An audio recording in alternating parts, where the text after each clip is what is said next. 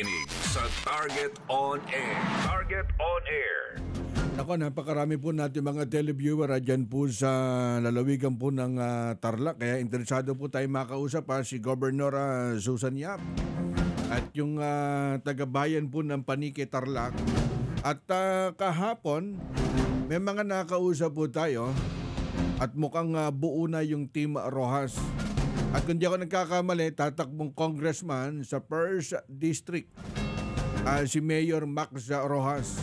Kaya nagpapasalamat po yung kanyang kababayan dyan sa bayan po ng Panique, Tarlac dahil di ako nagkakamali, personal na pumunta si Mayor Max Rojas dyan po sa tanggapan po ng Dole.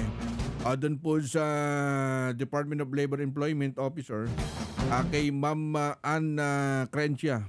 Siguro ito yata ay may kaugnay doon sa para personal na dalhin po yung 800,000. And tanong, Karix, ano ba yung 800,000 na cheque na tinulong po ng tanggapan po ni Mayor Max Rojas? Ito po yung puhunan na dagdag doon po sa 26 na Nego Card beneficiaries. Kumbaga nag-donate o tumulong ang tanggapan po ni Mayor Max Rojas sa bayan ng Panique, Tarlac. Parang ang tatakbo yatang mayor, yung kanyang anak na si Vice Mayor Bien. Tapos meron pang isa, Ian Rojas, diba? Parang Team Rojas, dyan po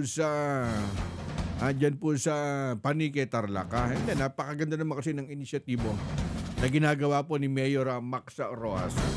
At minsan nga kausapin natin yan. At makakwentuhan natin dito sa programa natin.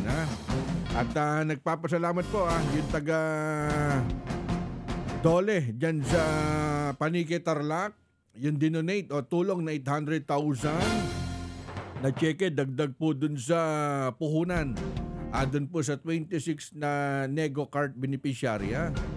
Malaking bagay po yan yung binigay na tulong sa tanggapan po ni Mayor Max Rojas.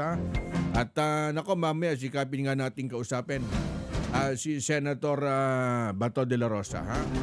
At parang meron yata siya natanggap na email galing po dun sa ICC.